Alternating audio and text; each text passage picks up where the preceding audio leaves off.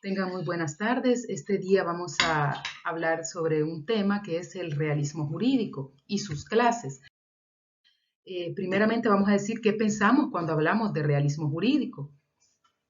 Primeramente, cuando uno se imagina el realismo jurídico, pues hablamos de cosas que, pues reales, ¿verdad? Cosas que podemos comprobar con nuestros ojos o tocar con nuestras manos. Sin embargo, en la filosofía esto no es así y puede tender a confundir, ya que las diferentes corrientes filosóficas todas buscan pues darle una respuesta, ¿verdad?, a esa realidad, a lo que es real, y cada una concibe como realidad cosas muy diferentes a lo que es realmente y a lo que se considera realismo jurídico. Por ejemplo, para Platón la realidad es la esencia, para los idealistas es lo racional, para los empiristas lo sensible, incluso para los naturalistas y positivistas, estos se autoproclaman realistas al hablar de lo que porque ellos hablan de lo que el derecho realmente es. Entonces esto hace que haya cierta tendencia a confundir estas, porque se autoproclaman realistas. Sin embargo, eso no quiere decir que son parte del realismo jurídico, de esta corriente del realismo jurídico. Entonces, para saber que una corriente nos hable de la realidad, no lo hace, el hecho que nos diga que nos habla de la realidad no la hace realista, sino que habría que ver qué entiende esta corriente por realidad. Ahora bien, ¿qué es el realismo jurídico? Es una corriente teórico-metodológica. ¿Por qué teórico-metodológica? Porque esta se basa en un sistema o en un método para llegar a esta realidad, ¿verdad? Y centra su objeto de estudio y reflexión en el quehacer cotidiano de los jueces, lo que sucede en los tribunales, el acontecer en cuanto en el quehacer de los jueces, de los abogados y las partes involucradas en los problemas jurídicos, así como las decisiones judiciales, lo que se concluye en estos juicios, ¿verdad? Luego vemos cosas en las que el realismo debe ocuparse. Primeramente tenemos que el realismo se ocupa del estudio, del análisis del lenguaje jurídico y sus efectos en la realidad. ¿Por qué el análisis del lenguaje jurídico? Porque el realismo sostiene que el lenguaje jurídico puede ser muy variado y esto puede tender a confundir o a hacer que posturas que se planteen de una forma, pero otra persona lo entienda de otra. Entonces, por eso dice que se debe analizar el lenguaje jurídico para que no existan estas confusiones. También nos dice que el estudio de la realidad que pasa en los tribunales, o sea, aquellas cosas que se dan empíricamente en el momento en el que cómo se juzgan, ¿verdad?, estos casos. Y nos dice que hay factores influyentes, jurídicos y no jurídicos. Jurídicos y no jurídicos. ¿Cuáles serían los jurídicos? Serían las leyes, ¿verdad? Y los no jurídicos podrían ser todas aquellas factores que influyen en la decisión del juez, ya sea porque sus creencias, su religión, la política, también la educación, ¿verdad? Son factores que influyen los valores, los principios que se puedan tener. Estos factores son no jurídicos y también dice el realismo que influyen en las decisiones judiciales. Luego tenemos también la aplicación del derecho, ¿verdad? Determinaciones de los seres humanos. Dice que lo único real a la hora de aplicar el derecho son esas determinaciones que cada ser humano tiene en base a su personalidad, ¿verdad? A estos diferentes factores influyentes.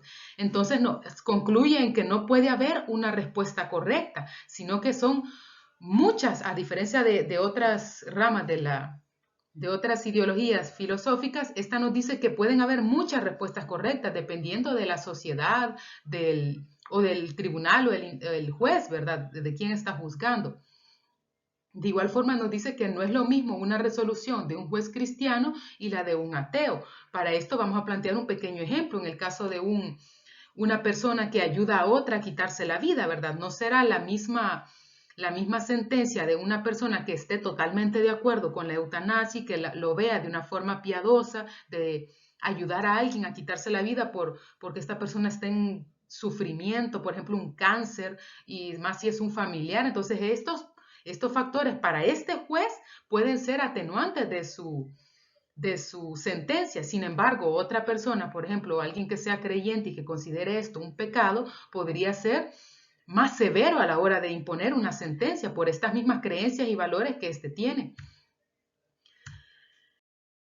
Ahora vamos a hablar sobre la definición del realismo jurídico y tenemos que el realismo jurídico es una doctrina filosófica que identifica el derecho con la eficacia normativa. ¿Por qué con la eficacia normativa? Porque nos dice que el derecho debe ser eficaz, o sea, debe ser aplicable a la realidad social.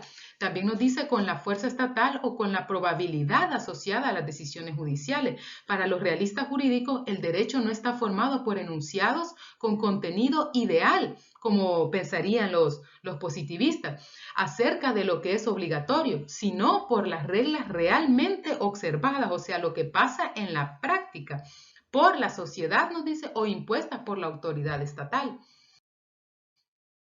Vamos a hablar sobre algunas características generales de las corrientes del realismo jurídico, entre las cuales tenemos primero el intento de traducir el mundo del derecho a realidades espaciotemporales, cosas tangibles y físicas, o sea, trata de situar el derecho en algo que se pueda explicar de una forma práctica, digamos, algo que se pueda comprobar científicamente, estadísticamente, en base a estas diferentes ciencias, ¿verdad? Entonces, por eso trata de explicar el derecho de esta forma.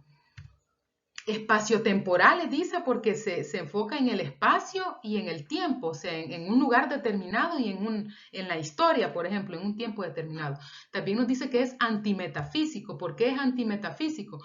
Porque no hay más realidad que la que da la experiencia. Entonces, acordémonos que la metafísica es aquello que no podemos tocar, es el pensamiento, el ser, los sentimientos. Esto es metafísico, pero el realismo dice que eso, que no considera esto como la realidad, sino que debe ser la experiencia, el día a día, lo que nos da esta respuesta de la realidad. De igual forma, es no cognoscitivo, en un sentido de la moral, ¿verdad? Ya que nos dice que no es posible probar ningún enunciado moral. Entonces, aquí vamos a ver que defiende, el realismo defiende una separación entre el derecho y la moral, al contrario del justnaturalismo. Por eso vemos que es antinaturalista, ¿verdad? Por esto mismo que anteriormente les planteaba, el justnaturalismo nos habla de que el derecho va relacionado con la moral, ¿verdad? Con esos valores y principios morales. También nos dice que es antijustnaturalista y también nos dice que es positivista en un sentido, pero también vamos a ver que no es positivista en otro. Es positivista en el sentido que el derecho es aquel que funciona eficazmente en una sociedad determinada. Acordémonos que el derecho para los realistas nos dicen que este debe ser útil, ¿verdad? Debe ser útil para la sociedad.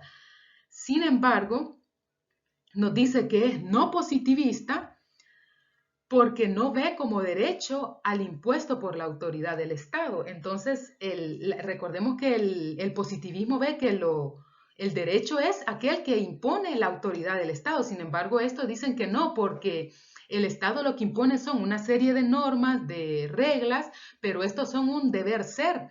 Entonces, el deber ser no es comprobable científicamente o estadísticamente. Entonces, metodológicamente, entonces por eso dice que es no positivista. Luego vemos que también otra característica es el cientismo, salvo dice la corriente anglosajona, pero es cientismo porque se basa en la ciencia jurídica empírica y en los fenómenos verificables, como ya le venía diciendo, habla sobre los métodos, ¿verdad? Y se auxilia de otras ramas de la ciencia para esto. Entonces decimos que es el cientismo, ¿verdad? Luego tenemos su procedencia, esta es otra característica, que su procedencia es anglosajona y escandinava. También tenemos que interpretan la vigencia del derecho en la efectividad social. O sea, lo que les mencionaba también anteriormente, que el derecho debe ser eficaz a la sociedad, o sea, útil. Y la vigencia de este se basa en esa utilidad. Una norma que no es vigente, que no es útil, perdón, deja de ser vigente. Por ejemplo, si antes se juzgaba un delito, por ejemplo, y ese delitos que hoy ya no existen, por ejemplo, robo de correo, que ahora el correo ya no se utiliza, entonces eso sería algo que ya carece de vigencia. Entonces nos dice que la vigencia se da por esa utilidad que tiene en la sociedad. Ahora vamos a hablar de las corrientes del realismo jurídico, entre las cuales tenemos el realismo jurídico estadounidense o conductista y el realismo jurídico escandinavo o psicologista. Vamos a hablar del realismo jurídico estadounidense o conductista. Primero, el padre de este realismo se dice que fue Oliver Wendell Holmes Jr., nacido en 1841 y falleció en 1935. Este se dio en Estados Unidos, como lo dice su nombre, a mediados del siglo XX. Luego tenemos que tiene una visión, este realismo tiene una visión pragmática del derecho. Esto quiere decir que es más práctico, ¿verdad? Se va a lo que sucede en el día a día en los tribunales, es más práctico. También es evolucionista y utilitaria. De igual forma es opuesta al formalismo del derecho. Esta parte del formalismo es porque antes el derecho era más formal, entonces en esto ayudó un poco esta corriente ya que rompió esa digamos, coraza que tenía de que todo debía ser muy formalista y ahora pues es más empirista. Digamos, el formalismo es lo contrario a lo empirista. También busca adaptar el derecho a la sociedad cambiante. Lo que les he reiterado mucho es eso, que trata de adaptar el derecho porque la sociedad es cambiante, entonces el derecho también debe ser cambiante. También sitúa la definición de derecho en la figura del juez y en el proceso decisorio judicial. Esto es como el enfoque que tiene el realismo. En esto se enfoca en la figura del juez, en los juicios que éste hace y en cómo él hace, en qué lo lleva al juez a dar esa decisión judicial, esa condena, esa sentencia que no es, según el realismo, lo que la norma dice escritamente. También dice otra característica de este realismo jurídico estadounidense es que heredó el modelo de las ciencias experimentales de la sociología estadounidense. Estas ciencias experimentales son la sociología, la psicología, entonces de aquí se crea también ese término de las ciencias jurídicas. Luego vemos una visión positivista de carácter empírico por los elementos extrajurídicos que ya les habíamos mencionado, que eran los valores y la moralidad y eso. Luego dice que esta corriente a su vez se divide en dos vertientes. Tenemos primero A, el escepticismo ante las normas y B, los escépticos ante los hechos. Primero vamos a hablar del escepticismo ante las normas. Nos dice que las normas del derecho no están en los códigos, sino en el quehacer de los tribunales, en los factores que intervienen en la decisión judicial. O sea, habla de las normas más los factores. Entonces, luego tenemos los escépticos ante los hechos, cuyo precursor es Jerome Frank, que nos dice que lo que influye en la decisión judicial son los hechos, el juicio fáctico, o sea, las normas más los hechos. Ahora vamos a hablar mejor, para esclarecer bien estas dos vertientes, vamos a dar un ejemplo que va a dejar más claro esto. El ejemplo es que Juan mata a Pedro, dice. Entonces tenemos que, si nos vamos a la corriente del escepticismo ante las normas, tendríamos que decir que, digamos, la norma dice que por matar a alguien se debe condenar a alguien de 20 a 30 años. Entonces, los factores no jurídicos nos dicen, por ejemplo, que el hermano del juez fue asesinado, digamos que mataron al hermano del juez hace 10 años. Entonces, el juez, en base a esa experiencia que él tuvo, tiende a dar la pena máxima de 30 años a toda persona que llegue ante él para ser juzgada por un crimen de asesinato. Entonces, este no toma en cuenta los hechos, sino simplemente los factores, ese factor que influye en él. Entonces, eso hace que él tome esa decisión.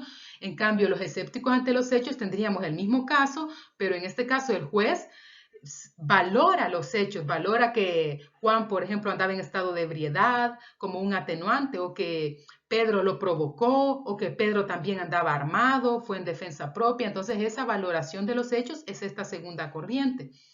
Y este segundo, en el caso de los hechos, dice, bueno, entonces por estos atenuantes incluso podría eximir de responsabilidad. Y aquí vemos la gran diferencia que hay entre las condenas, ¿verdad? O dar la condena mínima, que serían 20 años.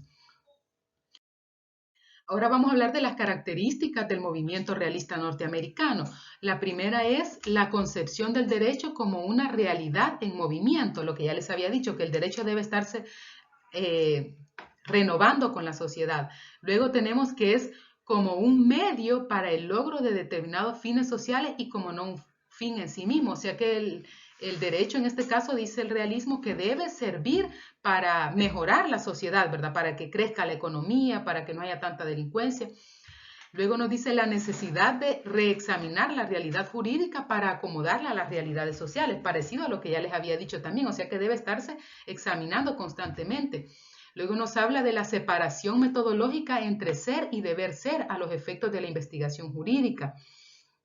También nos dice del estudio del comportamiento efectivo de los tribunales y de la discrepancia entre este comportamiento y las normas recibidas.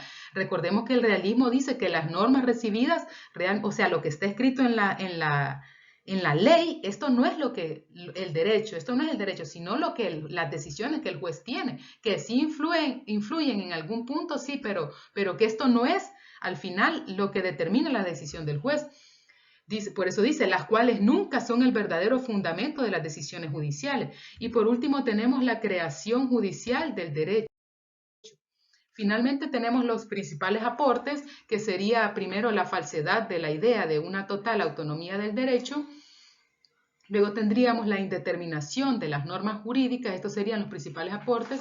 También tenemos su posible manipulación jurídica, su posible manipulación política. O sea, estos son los aportes que ayudaron a que se crearan nuevas corrientes de pensamiento o abrieron paso a más avances para esclarecer, ¿verdad? El derecho. Luego tenemos la impotencia del derecho para alcanzar cambios estructurales en la sociedad y finalmente tenemos la imposibilidad del derecho de aprehender la complejidad social. Venga, muy buenas noches, licenciada Doris Luz. Mi nombre es Carlos Pais y siguiendo lo que es el tema y la idea, pues hoy vamos a hablar lo que es el realismo jurídico escandinavo o psicologista. Bueno, en primer lugar, esta corriente nace allá a finales del siglo XIX y a principios del siglo XX, con el propulsor que es y lo conocemos como el padre, Axel Hagerström, que nace en 1868 y fallece en 1939, dejando como legado, pues, siendo él parte de un legado que es la escuela Uppsala, que se encuentra en el centro de Suecia. Una de las características fundamentales de estos pensadores es que tienen una actitud antimetafísica radical y también contradice a lo que es el naturalismo y el positivismo. Ellos son del pensamiento que lo real es el espacio y el tiempo.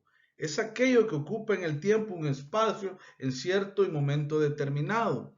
Y su rango lo determinan como es una ciencia. Y ahí es donde viene y surge lo que hoy conocemos como las ciencias jurídicas. También la voluntad, según ellos, del Estado es una abstracción que contradice al positivismo.